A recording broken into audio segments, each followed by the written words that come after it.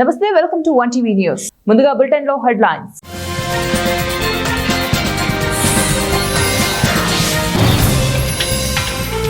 ప్రతి కుటుంబానికి family card, CM Chandrababu.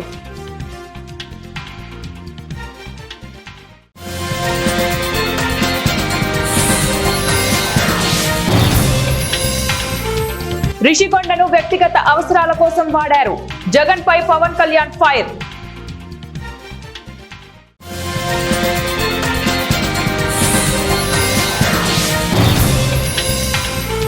NH-44 పై భారీగా ట్రాఫిక్ జామ్, 20 కిలోమీటర్ల మేర నిలిచిన వాహనాలు.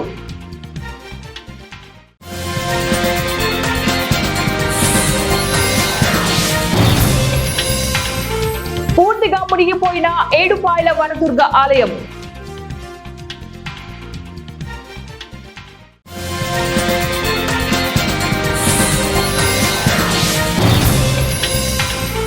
కూలిన ఫైటర్ జెట్, ఎగిసిపడ్డ మంటలు.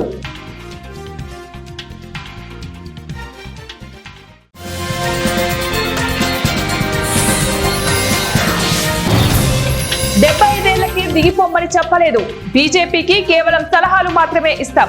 ఆర్ఎస్ఎస్ అధినేత మోహన్ భగవత్ స్పష్టీకరణ. రాష్ట్రంలో అన్ని సంక్షేమ పథకాలను సంతృప్త స్థాయిలో అందించాలని అధికారులను ముఖ్యమంత్రి చంద్రబాబు ఆదేశించారు. అర్హులైన ప్రతి ఒక్కరిని గుర్తించాలన్నారు. గురువారం రాష్ట్ర సచివాలయంలో ఫ్యామిలీ బెనిఫిట్ మానిటరింగ్ వ్యవస్థపై సమీక్ష నిర్వహించారు. ఈ సందర్భంగా ముఖ్యమంత్రి మాట్లాడుతూ ప్రతి కుటుంబానికి ఒక ఫ్యామిలీ స్కోర్ కేటాయించాలన్నారు. ఆయా కుటుంబాలకు రాష్ట్ర ప్రభుత్వం అందిస్తున్న ప్రయోజనాలపై పారదర్శకంగా ఉండాలన్నారు. దీనికోసం ఫ్యామిలీ కార్డు అందించాలన్నారు. ప్రభుత్వ పథకాలను ఆ కార్డులో పొందుపరచడంతో పాటు పూర్తి వివరాలు అందులో ఉండేలాగా జాగ్రత్తలు తీసుకోవాలని చెప్పారు. కుటుంబంలో ఎంతమంది ఉంటే అంతమందికి ఆ కార్డు ఇవ్వాలని ఆదేశించారు. ఆధార్ కార్డు తరహాలో వారి అవసరాలకు ఉపయోగించుకుంటారని అన్నారు. ఆ కుటుంబాలను ఆర్థికంగా నిలదొక్కునేలాగా చేయాలన్నారు. రాష్ట్రంలో ప్రతి కుటుంబ సంక్షేమం, కనీస అవసరాలు తెలుసుకునేలాగా క్షేత్రస్థాయిలో సమాచార వ్యవస్థను పటిష్టపరచాలని అధికారులను ఆదేశించారు. బీసీ, ఎస్సీల్లో ఉన్న కొన్ని కులాలు చాలా వెనుకబడి ఉన్నాయని, ఆర్థికంగా సామాజికంగా వారికి లబ్ధి అందించడం లేదని ఆవేదన వ్యక్తం చేశారు. ఓసీల్లో కూడా ఇంకా ఆర్థికంగా వెనుకబడిన వారున్నారని తెలిపారు. అలాంటి వారందరినీ గుర్తించి వెనుకబాటుతనాన్ని రూపుమాపాలంటే ఖచ్చితమైన సమాచారం అవసరమన్నారు. వైసీపీ అధినేత వైఎస్ జగన్మోహన్ రెడ్డి నివాసం ఉండటానికే రిషికొండ ప్యాలెస్ ను కట్టారని ఆంధ్రప్రదేశ్ రాష్ట్ర ఉప ముఖ్యమంత్రి పవన్ కళ్యాణ్ సంచలన ఆరోపణలు చేశారు. రిషికొండపై జగన్ మాఫియా దందాలు చేసిందని ఆరోపించారు. రిషికొండ టూరిజం రిసార్ట్ ను తన స్వాలాభం కోసం జగన్ వాడుకుంటున్నారని విమర్శించారు పవన్ కళ్యాణ్. ఇవాళ రిషికొండ టూరిజం రిసార్ట్ ను పవన్ కళ్యాణ్ సందర్శించారు. ఈ సందర్భంగా మీడియాతో పవన్ కళ్యాణ్ మాట్లాడారు. ఈ టూరిజం రిసార్ట్ లో 2 బ్లాక్ల పేరిట 90 కోట్లు ఒకదానికి, 70 కోట్లు మరొకదానికి ఖర్చు చేశారని వివరించారు. టూరిజం రిసార్ట్ లోని 7 బ్లాక్లకు గాను 4కి మాత్రమే కట్టారని తెలిపారు. 454 కోట్లతో 4 బ్లాక్లను ఖర్చు చేశారని వెల్లడించారు పవన్ కళ్యాణ్. గతంలో తమను రిషికొండకు రానివ్వలేదని, ఎన్నో అడ్డంకులు సృష్టించారని మండిపడ్డారు. గతంలో రిసార్ట్ నుంచి సంవత్సరానికి 7 కోట్ల ఆదాయం టూరిజం శాఖకు వచ్చేదని వెల్లడించారు. ప్రస్తుతం కేవలం కరెంటు బిల్లే సంవత్సరానికి 15 లక్షలు ఖర్చు చేయాల్సి వస్తుందని స్పష్టం చేశారు. రిసార్ట్ లో మిగతా బ్లాక్ల గురించి ఇంకా మాట్లాడాల్సిన అవసరం లేదని చెప్పుకొచ్చారు. పదవుల నుంచి దిగిపోవడానికి 75 ఏళ్ల నిబంధన తమ సంస్థలో లేదని రాష్ట్రీయ స్వయం సేవక సంఘ్ అధినేత మోహన్ భగవత్ స్పష్టం చేశారు. 75 ఏళ్ల వయసు వచ్చిన వారు పదవుల నుంచి ఖచ్చితంగా తప్పుకోవాలని తాను ఏనాడు చెప్పలేదని అన్నారు. తద్వారా ప్రధాని నరేంద్ర మోదీ పదవీ విరమణపై జరుగుతున్న చర్చకు తెరదించారు. సంఘులో తామంతా స్వచ్ఛంద సేవకులమని భగవత్ చెప్పారు. సంఘ పెద్దలు చెప్పింది చేస్తామని, పనిచేయడానికి వయసుతో నిమిత్తం లేదని వ్యాఖ్యానించారు. అప్పగించిన పనిని తిరస్కరించడానికి వయసును సాకుగా చూపే అలవాటు తమకు లేదన్నారు. ఇష్టంగా ఉన్నా లేకపోయినా అప్పగించిన పని చేస్తామన్నారు. తమకు 80 ఏళ్ల వయసు వచ్చినప్పుడు శాఖకు వెళ్లి పనిచేయాలని ఆదేశిస్తే తప్పకుండా ఆ పని పూర్తి చేస్తానని ఉద్ఘాటించారు. త్వరలో ఆర్ఎస్ఎస్ శతాబ్ది ఉత్సవాలు జరుగుతున్న నేపథ్యంలో వివిధ రంగాల ప్రముఖులతో మోహన్ భగవత్ సమావేశమయ్యారు. ఢిల్లీ విజ్ఞాన్ సభలో 3 రోజుల పాటు ఈ భేటీలు జరిగాయి. గురువారం మీడియాతో భగవత్ మాట్లాడారు. తాను గాని మరొకరు గాని పదవీ విరమణ చేయాల్సిందేనని తాను ఆదేశించలేదని వ్యాఖ్యానించారు. జీవితంలో ఏ సమయంలో రిటైర్ కావడానికైనా కూడా సిద్ధంగా ఉన్నామని వెల్లడించారు. సంఘ్ ఆదేశించినంత కాలం పని చేస్తూనే ఉంటామన్నారు. కామారెడ్డి జిల్లాలో కురిసిన భారీ వర్షానికి జాతీయ రహదారి 44 దెబ్బతింది. భారీగా ట్రాఫిక్ జామ్ అయింది. సదాశివనగర్ నుంచి పొందుర్తి వరకు సుమారు 20 కిలోమీటర్ల మేర వాహనాలు నిలిచిపోయాయి. దీంతో నిజామాబాద్ నుంచి హైదరాబాద్ వెళ్లే మార్గం బ్లాక్ అయింది. క్యాసంపల్లి వద్ద హైవే కుంగిపోయింది. దీంతో భారీగా ట్రాఫిక్ జామ్ అయింది. మంగళవారం రాత్రి నుంచి బుధవారం సాయంత్రం వరకు కామారెడ్డి జిల్లా వ్యాప్తంగా వర్షం దంచికొట్టింది. దీంతో వాగులు వంకలు పొంగి పొర్లుతున్నాయి. బిక్కనూర్ మండలం జంగంపల్లి వద్ద ఏరులై పారిన వరదతో రాకపోకలకు అంతరాయం ఏర్పడింది. రోడ్డు మధ్యలో 20 అడుగుల వెడల్పుతో భారీ గుంత ఏర్పడింది. హైవేపై వరద ప్రవాహం పెరగడంతో పోలీసులు వాహనాలను నియంత్రించారు. వెనక్కి వెళ్లలేక ముందుకు కదలలేక వాహనదారులు గంటల కొద్దీ నరకప్రాయాన్ని అనుభవించారు. నిజామాబాద్ జిల్లా ఇందల్వాయి గేట్ వద్ద నేషనల్ హైవే 44 భారీ వరదతో రాకపోకలకు అంతరాయం ఏర్పడింది. బీబీపేట కామారెడ్డి మార్గంలో బీటీ రోడ్డు కొట్టుకుపోయింది. పోచారం ప్రాజెక్టు ఉగ్ర రూపంతో హైదరాబాద్ బోధన్ మార్గంలో హై లెవెల్ వంతెన ధ్వంసమైంది. మరోవైపు పోచారం ఉధృతికి మెదక్ జిల్లాలో జాతీయ రహదారి కోతకు గురైంది. దీంతో కామారెడ్డి మెదక్ మధ్య రాకపోకలు నిలిచిపోయాయి. పోచారం ప్రాజెక్టు వద్ద సహాయక చర్యలు కొనసాగుతున్నాయి. ముంపు ప్రభావిత ప్రాంతాల్లో ఆర్మీ అధికారులు సహాయ చర్యలు చేపట్టారు. ఏడుపాయల వనదుర్గ అమ్మవారి ఆలయం పూర్తిగా నీట మునిగింది. మంజీరా నది ఉధృతితో గర్భగుడి ముందు నుంచి రేకులను తాకుతూ వరద ప్రవహిస్తుంది. ఈ నేపథ్యంలో రాజగోపురంలో ఉత్సవ విగ్రహం ఏర్పాటు చేసిన అధికారులు భక్తులకు అమ్మవారి దర్శనం కల్పిస్తున్నారు. ఆనకట్ట వైపు భక్తులు వెళ్లకుండా పోలీసులు బారికేడ్లు ఏర్పాటు చేశారు. ఎగువన ఉన్న సింగూరు జలాశయంలో నీటి మట్టం పెరగడంతో అధికారులు ప్రాజెక్టు గేట్లు ఎత్తి నీటిని దిగువడకు విడుదల చేశారు. దీంతో మంజీరా నదిలో భారీగా వరద ప్రవాహం పెరిగి ఏడుపాయల ఆలయం చుట్టూ జలమయమైంది. గత 15 రోజులుగా అమ్మవారి ఆలయం జలదిగ్బంధంలోనే ఉంది. యూరప్ కంట్రీ పోలాండ్ లో ప్రమాదం చోటు చేసుకుంది. ఓ ఫైటర్ జెట్ కూలిపోయింది. ఈ ఘటనలో పైలట్ ప్రాణాలు కోల్పోయారు. ఇందుకు సంబంధించిన షాకింగ్ దృశ్యాలు ప్రస్తుతం వైరల్ అవుతున్నాయి. సెంట్రల్ పోలాండ్ లోని రాడోమ్ లో ఎయిర్ షో కోసం రిహార్సల్స్ చేస్తూ ఉండగా పోలిష్ వైమానిక దళానికి చెందిన F-16 యుద్ధ విమానం ఒక్కసారిగా కూలిపోయింది. జెట్ కూలిన వెంటనే పెద్ద ఎత్తున మంటలు వ్యాపించాయి.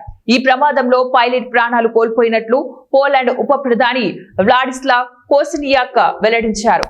ఈ మేరకు ఘటనకు గల కారణాలపై దర్యాప్తు చేపట్టినట్లు తెలిపారు.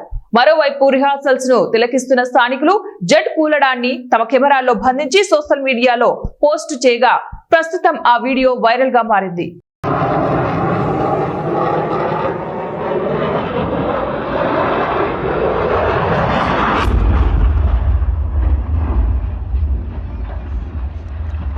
భక్తి శ్రద్ధలతో గణేష్ నవరాత్రి ఉత్సవాలను సోనిపేట కుల మతాలు తేడా లేకుండా ఘనంగా నిర్వహిస్తున్నాయి. వాడవాడల గణేష్ మండపాలను విద్యుత్ దీపాలతో సర్వాంగ సుందరంగా అలంకరించి భూలోక కైలాసంగా తీర్చిదిద్దారు. భక్తి పాటలను గణేష్ సూత్రాలను మైకుల ద్వారా వినిపిస్తూ ఆయా ప్రాంతాలు అలౌకిక ఆధ్యాత్మిక దీప్తి వెలుగొందుతుంది. ఉదయం తమ ఇంట గణపతి వ్రతాన్ని నిర్వహించుకొని సాయంత్రం కుటుంబ సమేతంగా గణేష్ మండపాల దర్శనార్థం భక్తుల రాకతో వినాయక మండప ప్రాంతాలన్నీ కూడా సందడి నెలకొన్నాయి. ఒక పక్క పురోహితుల వేద మంత్రాల ఘోష, మరోపక్క భక్తులు ఆలపిస్తున్న గణపతి నామాలు గణపతుల దర్శనార్థం విచ్చేసిన భక్తులకు మరింత ఆధ్యాత్మిక భావనలు ద్విగుణీకృతమయ్యాయి.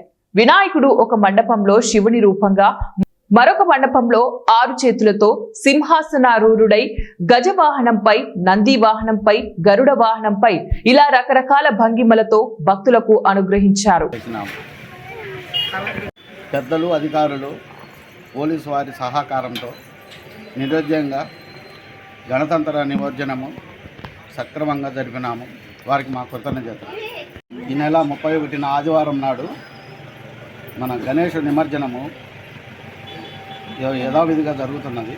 భక్తులందరూ గణేష్ నిమజ్జనానికి పాల్గొనవలసిందిగా కోరుతున్నాము. ఓం గణేశాయ నమః. మేము గత 4 సంవత్సరాల క్రితము నుంచి 4 సంవత్సరాలు గణేష్ స్వామి విగ్రహం పెట్టుకుంటున్నాము. చాలా బాగా జరుగుతుంది. పిల్లలుతో పెట్టుకున్న విఘ్నేశ్వరుడు చాలా సహకరించి బాగా చేస్తున్నాము. అందరూ చాలా బాగా సహకరించినారు. ఆదివారం నిమజ్జనానికి భక్తులు ప్రజలు అందరూ చాలా సహకరించి బద్వేలును అన్నమయ్య జిల్లాలో విలీనం చేయకూడదని శ్రీ వీరబ్రహ్మేంద్ర జిల్లా సాధన సమితి సభ్యులు డిమాండ్ చేశారు. బద్వేలు పట్టణంలో భారీ ఎత్తున ర్యాలీ నిర్వహించి 4 రోడ్ల కూడలి వద్ద మానవహారం చేపట్టారు. ఈ సందర్భంగా శ్రీ వీరబ్రహ్మేంద్ర జిల్లా సాధన సమితి సభ్యులు మాట్లాడుతూ బద్వేలు నియోజకవర్గం కడప జిల్లాలోనే ఉన్నది, పునరుద్ధరించాలని, లేని పక్షంలో శ్రీ వీరబ్రహ్మేంద్ర జిల్లా కొనసాగించాలన్నారు. బద్వేలును అన్నమయ్య జిల్లాలో విలీనం చేస్తే బద్వేలు నియోజకవర్గ ఉనికిని కోల్పోతామన్నారు. ఈ పరిధిలో వస్తాయి. అందువల్ల విద్య, వైద్యం, ఆరోగ్యం, వ్యవసాయం, హార్టికల్చర్, అగ్రికల్చర్ అన్ని విషయాలతో పాటు పారిశ్రామికంగా కూడా పోలీస్ వ్యవస్థ, రెవెన్యూ వ్యవస్థ, అన్ని వింగులు, రిజిస్ట్రేషన్ వ్యవస్థ, అన్ని హెడ్ ఆఫీసులు రావడంతో ఇక్కడి ప్రజలకు ఎంతో మేలు చేకూరుతుంది. అదేవిధంగా రైల్వేకి సంబంధించిన కనెక్టివిటీ కూడా ప్రతి జిల్లాకు ఏర్పాటు కావడం జరుగుతుంది. ప్రతి జిల్లా అభివృద్ధి కావడానికి మేలు జరుగుతుంది. విద్యాశాఖకు సంబంధించి పెద్ద పెద్ద హెడ్ బ్రాంచెస్ అన్నీ వస్తాయి. వైద్యానికి సంబంధించిన పెద్ద కార్పొరేట్ హాస్పిటల్ లాగా ప్రభుత్వ హాస్పిటల్ వస్తాయి. ప్రజలందరికీ కూడా మేలు చేకూరుతుంది. ఇది సారవంతమైన, సువిశాలమైన, నైసర్గికంగా చాలా అనుకూలమైన ప్రాంతంగా కూడా ఆంధ్రప్రదేశ్లో ఒక మంచి ప్రయోజనకరమైన జిల్లాగా ఏర్పడుతుందని, ఇది ఆంధ్రప్రదేశ్కి ఒక ఎన్నుముకగా ఉండే అవకాశం ఉంటుంది. అంతేకాకుండా ఇది తెలుగుదేశానికి మంచి పట్టుండే జిల్లా కూడా అయ్యే అవకాశం చాలా మెండుగా ఉంది. ఈ విషయంలో అందుకే ప్రభుత్వాన్ని ప్రజలందరి తరఫున, ఈ 6 నియోజకవర్గాల ప్రజలందరి తరఫున చాలా ఇబ్బందికరమైన పరిస్థితిగా ఉంటుందని ప్రభుత్వ పెద్దలకు సవినయంగా మనం చేసుకుంటూ ఉన్నాం. ఎప్పుడైతే ఈ పెద్దనవోలు బద్వేలును మరియు కాలజ్ఞానాన్ని ప్రపంచానికి అందించి బద్వేలు బస్తేనే ఆయన చెప్పినటువంటి ఆ నారుడి ఖచ్చితంగా నెరవేరే పరిస్థితి ఉంది. కాబట్టి ఈ బద్వేలు పట్టణాన్ని మరియు సమీప ప్రాంతాల్లో ఉన్నటువంటి ఉదయగిరి సంస్థానము, ఆత్మకూరు, బద్వేలు, మైదుకూరు, మృతుడూరు, జమ్మలమడుగు నియోజకవర్గాలను కలుపుతూ, లేక 4 నియోజకవర్గాలను కలుపుతూ ఖచ్చితంగా శ్రీ వీరబ్రహ్మేంద్ర స్వామి వారి జిల్లాగా ఎప్పుడైతే ఏర్పాటు చేస్తే ఆ రీతిలో ప్రస్తుతం ఉన్నటువంటి ప్రభుత్వం కావచ్చు. జగిత్యాల పట్టణంలోని 23వ వార్డులో గత 2 రోజులుగా మున్సిపల్ నుండి కొలాయిల ద్వారా వచ్చే త్రాగునీరు సరఫరా కాకపోవడం వల్ల తాజా మాజీ కౌన్సిలర్ జుంబర్తి రాజ్ కుమార్ మున్సిపల్ అధికారుల దృష్టికి ఈ విషయాన్ని తీసుకెళ్లి ట్యాంకర్ ద్వారా నీటిని సరఫరా చేస్తూ ఉండగా రాజా డీలక్స్ పక్కన గల గల్లీలోని వాటర్ ట్యాంక్ వెళ్లే క్రమంలో రోడ్డుపై గుంత ఉండటం వల్ల అదుపు తప్పి బోర్లా పడింది. అదే గల్లీలో కళాశాల ఉండటం వల్ల అటువైపుగా వెళ్లే విద్యార్థులు ఎవరూ కూడా ఆ సమయంలో లేకపోవడం వల్ల పెద్ద ప్రమాదమే తప్పినట్లు అయింది. ప్రమాదంలో ఎవరికీ గాయాలు కాకపోవడం వల్ల అక్కడ ఉన్న వారంతా ఊపిరి పీల్చుకున్నారు. పట్టణంలో 23వ వార్డులో గత 2 రోజుల నుంచి వాటర్ సప్లై, మున్సిపల్ వాటర్ రాకపోవడంతో, ప్రజలకు ఇబ్బందికరంగా ఉండడంతో, వాటర్ లేకపోవడంతో మున్సిపల్ అధికారులతో వాటర్ పోయించడానికి మున్సిపల్ వాటర్ ట్యాంకర్ చెప్పడం జరిగింది. అందులో మన మున్సిపల్ లైన్ మ్యాన్ గారు వాళ్ళు వాటర్ ట్యాంకర్ తీసుకురాగా భాగంగా ఇక్కడ గుంత ఏర్పడడంతో వాటర్ అనేది వాటర్ ట్యాంక్ బోర్ల పడడంతో ఇక్కడ ప్రజలకు కానీ డ్రైవర్కి కానీ ఎవరికి కానీ ఇబ్బందికరం కాలేదు, ఏం కాలేదు. ప్రమాదవశాత్తు దేవుని దయ వల్ల ఏం కాకపోవడంతో వాటర్ ట్యాంక్ అనేది. గద్వాల అహోబిలం మఠం శ్రీ లక్ష్మీ నరసింహస్వామి దేవాలయంలో ఈ రోజు స్వాతి నక్షత్రం సందర్భంగా ఆలయంలో స్వామివారికి అభిషేకాలు, మంగళహారతులు, స్వామివారికి ప్రత్యేక పూజలు నిర్వహించారు. జోగులాంబ గద్వాల జిల్లా కేంద్రంలో గల అహోబిలం మఠం శ్రీ లక్ష్మీ నరసింహస్వామి వారి దేవాలయంలో శ్రీ లక్ష్మీ నరసింహస్వామి వారు అవతరించిన రోజైనటువంటి స్వాతి నక్షత్రం కావడంతో ఈ రోజు స్వామివారికి సుప్రభాత సేవ, ఏకాంత సేవ, అభిషేకము, నివేదము, పంచహారతి, ఏకహారతి ఇవ్వడం జరిగింది. సాయంత్రం పానకాల సేవ, పల్లకి సేవ, తదనంతరం మంగళహారతి, ఉంజల సేవతో స్వాతి నక్షత్ర పూజలు ముగుస్తాయని, ప్రతి నెల జరుగు స్వాతి నక్షత్ర పూజలకు భక్తులు అశేషంగా వచ్చి వారి మొక్కులు తీర్చుకుంటారని ఆలయ ప్రధాన అర్చకులు తెలియజేశారు. లక్ష్మీ నృసింహ పరబ్రహ్మణే నమః. భాద్రపద మాస స్వాతి నక్షత్రం ఈరోజు జరగనున్నది. అయితే ప్రతి నెల స్వాతి నక్షత్రము దినదిన అభివృద్ధి జరుగుతూ ఉన్నది. స్వాతి నక్షత్రంలో జరిగేటటువంటి ఉదయం నుంచి కార్యక్రమాలు, స్వామివారికి సుప్రభాత సేవ, తర్వాత ఏకాంత సేవ, తర్వాత అభిషేకం అయిన తర్వాత స్వామివారికి నివేదన, మహామంగళహారతి, మంగళహారతిలో కూడా పంచహారతి, ఏకహారతి జరిగింది. భక్తులు అధిక సంఖ్యలో పాల్గొన్నారు. తీర్థ ప్రసాద వితరణ జరిగినాయి. సాయంత్రం 6:15 స్వామివారికి పూజా కార్యక్రమాలు, పానకారాధన అంటారు. పానకారాధన అంటే ప్రదోష కాలంలో జరిగేటటువంటి ఆరాధనను పానకారాధన అంటారు. పానకారాధన అయిన తర్వాత శ్రీవారికి పల్లకి సేవ లోపలనే, గుడి లోపలనే చేయడం జరుగుతూ ఉన్నది. ప్రతి నెల ఈ కార్యక్రమాలు దినదిన అభివృద్ధి, అంటే ఒక నెలలో జరిగేటటువంటి కార్యక్రమాలు మరి ఒక నెల వచ్చేసరికి భక్తులు పెరగడం, కార్యక్రమాలు ఎక్కువ కావడం జరుగుతూ ఉన్నాయి. ప్రతి వైశాఖ మాసంలో జరిగేటటువంటి స్వాతి నక్షత్రం స్వామివారి అవతార దినం, అంటే ప్రతి నెలలో వచ్చేది నక్షత్రము, వైశాఖ మాసంలో వచ్చేటటువంటి స్వాతి నక్షత్రము అవతార దినం. ఈ కార్యక్రమాలు జరుగుతూ ఉన్నాయి. అహోబిలవడం, పెద్దగ్రహారం, కద్వాల. నాగర్ కర్నూలు జిల్లా లింగాల మండలం అప్పాయిపల్లి గ్రామం వద్ద అడవిలో చిక్కుపోయిన పెద్దకొత్తపల్లి గ్రామానికి చెందిన జంపన్న, వెంకటస్వామి ఇద్దరు వ్యక్తులు మూగజీవాల వైద్యం కోసం, వనమూలికల కోసమని అప్పాయిపల్లి అడవుల్లోకి వెళ్లిన వ్యక్తులు గోర్జగుండం వద్ద రసూల్ చెరువు ఒక్కసారిగా 20 కిలోమీటర్ల మేర ప్రవహించుతూ ఉండటంతో అడవిలో చిక్కుకొనిపోయారు. అర్ధరాత్రి అడవిలో ఆందోళన చెందుతూ ఫోన్ ద్వారా తమ బంధువులకు సమాచారం అందించారు. సమాచారం అందుకున్న బంధువులు లింగాల ఎస్ఐకి సమాచారం ఇచ్చారు. ఎస్ఐ సమాచారం అందిన వెంటనే తమ సిబ్బంది మరియు కొంతమంది గ్రామస్తులను తీసుకుని హుటాహుటిన ఫోన్ లొకేషన్ ద్వారా వారి వద్దకు చేరుకుని అక్కడ 20 మీటర్ల పొడవున పెద్ద వాగు ప్రవహించడంతో వారిని రక్షించడంలో కొంత ఇబ్బంది కలిగింది. అయినా కూడా పోలీసులు వెంట తీసుకెళ్లిన తాడు సహాయంతో అర్ధరాత్రి వారిని రక్షించారు.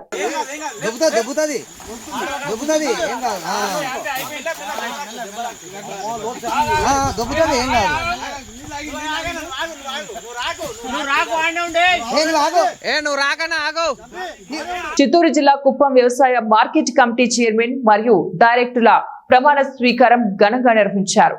ప్రభుత్వ whip Kancharla Srikanth, RTC vice chairman Muniratnam, UDA chairman doctor Suresh ల నేతృత్వంలో చెరువు కట్ట నుండి ఎన్టీఆర్ విగ్రహం వరకు టీడీపీ శ్రేణులు భారీ ర్యాలీ నిర్వహించారు. చైర్మన్ గా జిఎం రాజు మరియు డైరెక్టర్లు చంద్రకళ తదితరులు ప్రమాణ స్వీకారం చేశారు. మార్కెట్ యార్డ్ ను అభివృద్ధి పథకంలోకి తీసుకెళ్తామని, మార్కెట్ యార్డ్ లో రైతులకు మెరుగైన సౌకర్యాల కల్పనకు కృషి చేస్తామని ఈ సందర్భంగా వారు స్పష్టం చేశారు. శ్రీ అన్నప్పుడు మీ పేరు చెప్పండి, వాళ్ళ పేరు చెప్పుకోండి. శ్రీ శ్రీ మునిరాజును నేను, ఓకే, చంద్రకళని నేను, వ్యవసాయ మరియు సహకార శాఖ ఆంధ్రప్రదేశ్ ప్రభుత్వం వారు జారీ చేసిన జీవో ఆర్టీ నంబర్ 718 15/8/25 సంవత్సరం వ్యవసాయ మార్కెట్ కమిటీ కుప్పం సభ్యులుగా నియమ నిబంధనలకు లోబడి నా విధులను నిబద్ధత నిస్వార్థిస్తానని ఎలాంటి బంధు ప్రీతి పక్షపాతము లేకుండా వ్యవసాయ మార్కెట్ కమిటీ కుప్పం అభివృద్ధికి తోడ్పాటు అందించగలని దైవ సాక్షిగా ప్రమాణం చేస్తున్నాం. ధన్యవాదాలు తెలియజేసుకుంటూ నెక్స్ట్ తర్వాత నేను క్లస్టర్ ఇన్ఛార్జ్ కానీ, మండల ఇన్ఛార్జ్ కానీ, తర్వాత స్టేట్ వైజ్ కూడా కార్పొరేషన్ సాధికార సమితి ఇచ్చారు. తర్వాత సార్ అక్కడ నాకు పోస్ట్ ఇవ్వకుండా నీకు ఇక్కడే పని ఉందయా, నువ్వు ఇక్కడే ఉండనేసి లాస్ట్ తీసుకొచ్చి ఏఎంసీలు ఇచ్చాడు. ఆ ఏఎంసీ అనేది కూడా చాలా పెద్ద బాధ్యత. అది ఎందుకంటే 90% రైతే రాజు అంటారు. కుప్పం కాన్స్టిట్యున్సీలో 90% మొత్తం వ్యవసాయం మీదే ఆధారపడి ఈ రోజుకి ఉన్నారు. ఎందుకంటే వాటర్ సమస్య కనీసం 1200, 1400, 1500 అడుగులు బోర్లు వేస్తే కూడా నీళ్లు రాని పరిస్థితిలో రైతులు అందరూ కూడా పక్క రాష్ట్రాలకు వలస వెళ్తున్న పరిస్థితిలో ఈ వ్యవసాయ మార్కెట్ ఇస్తున్నారే, మనం ఎంతవరకు న్యాయం చేయొచ్చు అనేసి ఆల్రెడీ 15-20 రోజుల ముందే డిస్కషన్ వచ్చింది. అప్పుడు నాకు కొద్దిగా ఫీల్ అయింది. అంటే పోస్ట్ తక్కువ అనే ఫీల్ కాలేదు. వ్యవసాయ శాఖ తీసుకుంటే దానికి తగిన న్యాయం చేయాల్సిన బాధ్యత మనందరి పైన, మా కమిటీ మెంబర్స్ పైన కూడా ఉంది. ఎంతవరకు చేస్తామని ఆలోచిస్తా ఉంటే నేనే స్ట్రగ్లింగ్ లో ఉంటే అపర భగీరథుడు వచ్చాడు. తీరా చూస్తే మన వాళ్ళంతా కూడా ఫోటోలు పెట్టారు. నాకైతే నమ్మకం రాలే. ఆ మనోడు సైకో జగన్ ఉంది కదా, ఆ ఎక్స్ట్రా లేదా సినిమా దీనిలాగా అదే ఉంటుందని మళ్ళీ కారణం పెట్టి పోయినాం మేము డైరెక్టర్స్. నిజంగానే ఇది ఒక వరం. వాస్తవంగా ఎప్పుడు కానీ ప్రకృతికి ఇప్పుడు ఆ నదులు కానీ సముద్రాలు కానీ ఇవన్నీ కూడా ప్రకృతి క్రియేషన్ నేచర్ అది. దానికే మళ్ళీ ప్రకృతికి విరుద్ధంగా పేరు పేరున హృదయపూర్వక నమస్కారాలు, ధన్యవాదాలు, శుభాకాంక్షలు తెలియజేస్తున్నా. నేను ఒకే ఒక్క మాట చెప్తున్నా, నిజంగా గొడ్డొచ్చిన వేళ బిడ్డొచ్చిన వేళ అంటారు సామెత. అట్లా నిజంగా మీ అదృష్టమో లేకపోతే చంద్రబాబు నాయుడు గారు ఆశిస్తున్న రెండు కలిపి ఈరోజు ఏ అగ్రికల్చర్ కమిటీకి దక్కనటువంటి అవకాశం మీకు దక్కుతోంది. ఏంటంటే ఈరోజు నీళ్లు ఉంటేనే వ్యవసాయం చేయగలం. అంతకుముందు వర్షం మీద బోర్ల మీద ఆధారపడే పరిస్థితి నుంచి ఈరోజు కృష్ణమ్మ జలాలని హంద్రీనేవా ద్వారా మన కుప్పంకి తీసుకొచ్చిన గౌరవ ముఖ్యమంత్రి నారా చంద్రబాబు నాయుడు గారు చేసిన పని వల్ల మీ అందరికీ కూడా పని పెరగబోతుంది, కమిటీ సభ్యులందరూ కూడా. ఎందుకంటే వ్యవసాయం ఎక్కువ చేయడానికి అవకాశం ఉంది. మన రైతు సోదరులకు అందరూ కూడా కొత్త అవకాశాల మీద అవగాహన కల్పించి వాళ్ళందరి ఆదాయం ఏదైతే ముఖ్యమంత్రి గారు 3 రెట్లు ఆదాయం పెంచుతాను అని చెప్పనేసి మాట ఇచ్చారో ఆ విధంగా చేసేదానికి కావాల్సిన అన్ని అవకాశాలు అందిపుచ్చుకొని మీరందరూ ముందుకు వెళ్ళాలని, మన ఆంధ్రప్రదేశ్ రాష్ట్రంలోనే అత్యద్భుతమైన మార్కెట్ యార్డ్ కింద దీన్ని తీర్చిదిద్దాలని, దానికి కావాల్సిన సహాయ సహకారాలు అందించడానికి వేదిక మీద ఉన్న ఇక్కడ పెద్దలందరం కూడా మీతో కలిసి ఉంటామని చెప్పనేసి తెలియజేసుకుంటూ నాకు ఈ అవకాశం ఇచ్చిన మీ అందరికీ మరొకసారి పేరున ధన్యవాదాలు తెలియజేసుకుంటూ, అలాగే రేపు గౌరవ ముఖ్యమంత్రి వర్యులు రేపు సాయంత్రం 6:30కి ఇక్కడికి కుప్పం బద్వేలుపట్నంలోని పాత పోస్ట్ ఆఫీస్ దగ్గర ఆఫీస్ యూత్ ఆధ్వర్యంలో వినాయక చవితి పర్వదినాన్ని పురస్కరించుకుని 2వ రోజు ఉదయం నుండి ప్రత్యేక గణనాథుడికి ప్రత్యేక పూజా కార్యక్రమాలు నిర్వహించారు.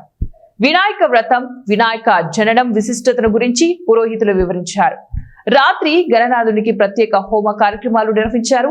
అధిక సంఖ్యలో మహిళలు పాల్గొని స్వామివారి తీర్థ ప్రసాదాలను స్వీకరించి స్వామివారి యొక్క మొక్కులను కూడా చెల్లించుకున్నారు.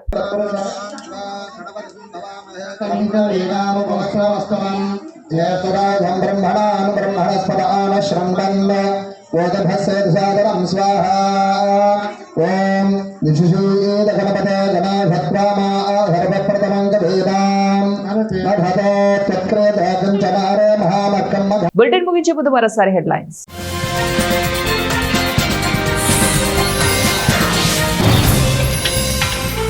ప్రతి కుటుంబానికి family card, CM Chandrababu.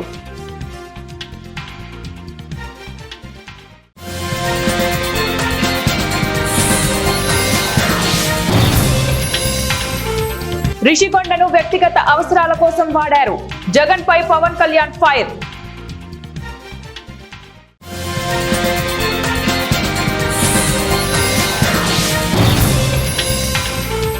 NH44 పై భారీగా ట్రాఫిక్ జామ్, 20 కిలోమీటర్ల మేర నిలిచిన వాహనాలు.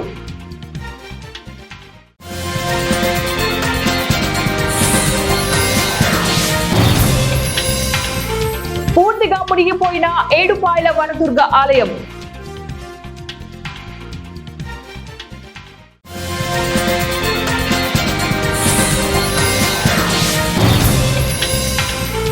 కూలిన ఫైటర్ జెట్, ఎగిసిపడ్డ మంటలు.